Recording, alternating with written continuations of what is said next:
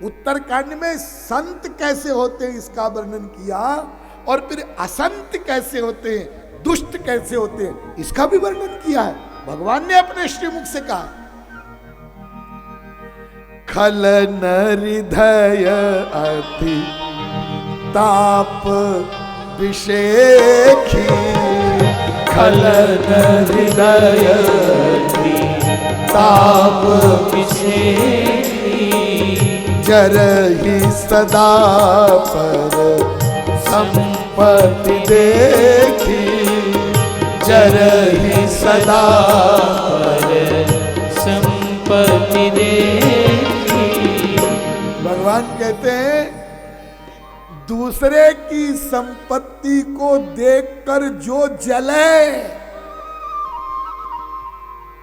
आप लोग नहीं जलते ना,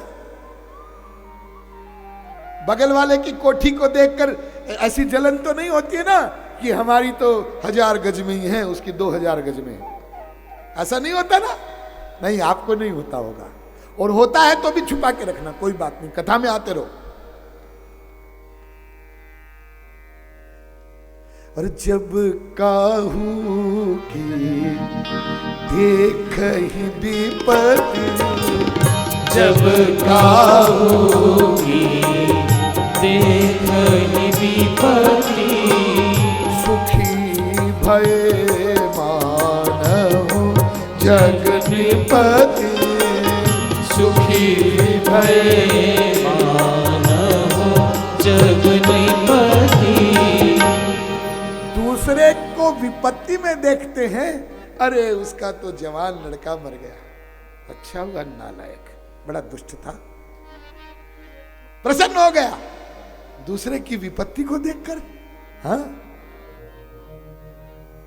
और जहाँ कहूँ निंदा सुनहि पराई, जहाँ कहूँ निंदा सुनहि पराई, हर्षहु मन परिनिधि पाई, हर्षहु मन परिनिधि पाई। दूसरे की निंदा को इतना चाव से सुनते हैं। अच्छा अच्छा, और बताओ उसकी लड़की भागी, किसके साथ भागी, कैसे भागी, कब भागी, हाँ। आप लोग तो ऐसे नहीं हैं, यदि हो तो भी कोई बात नहीं, कथा में आते जाओ, ये सब गड़बड़ियां दूर हो जाएगी।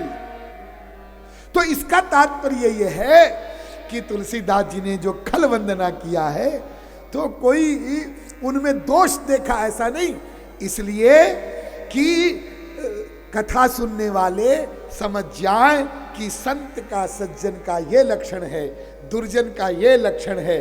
तो संग्रह त्याग न बिनु पहचाने, तुलसीदास जी कहते हैं कि त्याग और संग्रह बिना पहचाने नहीं होता है। तो मैं तुमको पहचान करा रहा हूं और तुमको ये बता रहा हूं कि दुष्टों की संगति मत करना, क्योंकि यदि दुष्टों की संगति करोगे तो प्रभाव अवश्य पड़ेगा। संग का प्रभाव जरूर पड़ता है। काजल की कोठरी में कितनों ही सयान हो जाए, काजल की एक रेख लागी है पे लागी है। और संगति का जो प्रभाव होता है, उसका प्रभाव कैसा होता है, उसका भी थोड़ा सा वर्णन कर दिया कि देखो देखो संगति का कैसा प्रभाव होता है। गगन चढ़ाई रज पवन प्रसन्ना, गगन चढ़ाई रज पवन प्रसन्ना, कीचहि मिलहि नीच जल संगा, कीचहि मिलहि नीच जल संगा। धूल होती है, धूल, हाँ धूल, मिट्टी, हाँ, जब हवा के संग को प्राप्त करती है तो मिट्टी आकाश में उड़ती है, और आकाश में जब उड़ती है तो फिर किसी मार्ग से और जा रहे हैं संत लोग, हाँ, तो उनके मस्तक पर भी गिरती है, हाँ, वही मिट्टी जो नीचे पड़ी थी, पवन के संग को पाकर के आकाश में उड़ती है और फिर तो वो इतना ऊंचा स्थान प्राप्त कर लेती है कि संत के मस्तक पर भी गिर जाती है, और कहीं भगवान की शोभा यात्रा निकल रही हो तो उनके मस्तक पर भी गिर जाती है। इतना बड़ा स्थान उसको प्राप्त हो जाता है। और वही मिट्टी नीचे बहने वाले जल के साथ मिल जाती है तो कीचड़ बन जाती है। मिट्टी वही है। देखो, कारिक होती है, कारिक, हाँ, धुआं, हाँ, वो कारिक धुआं बन जाता है।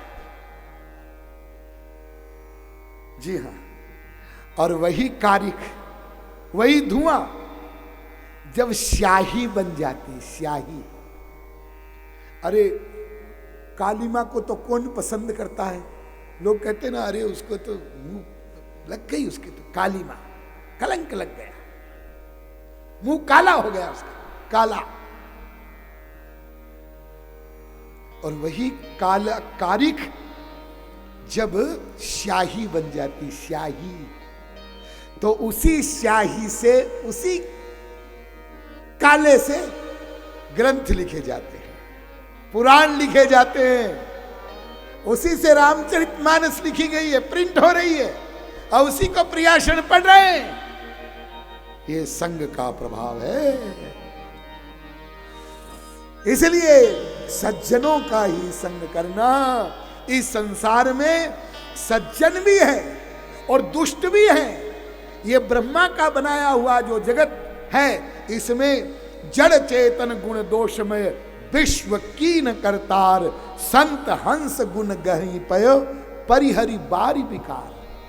तुलसीदास जी कहते हैं, संसार में दुष्ट क्यों है ये सोचकर परेशान मत होना, होंगे। देखिए, उसी पानी में कमल पैदा होता है और उसी पानी में जोंक, एक जानवर होता है, कभी आपने अनुभव किया हो, वो जहां बहुत ज्यादा बरसात होती है वहां जोंक पैदा होती है, तो शरीर से यदि वो लग जाए तो बहुत जल्दी शरीर का खून पी लेती है और बहुत जल्दी बड़ी हो जाती है। उसी जल में कमल पैदा होता है और उसी में जोंक पैदा होती है, लेकिन अंतर कितना है। उसी समुद्र से शराब शुरा भी निकली और उसी समुद्र से अमृत भी निकला। जनक तो एक है, लेकिन सुरा और अमृत दोनों को पैदा करने वाला सिंधु है। ऐसे ही संसार में सज्जन लोग भी हैं और दुष्ट लोग भी हैं, लेकिन तुमको दुष्टों से उदासीन रहना है और सज्जनों का संग करना है।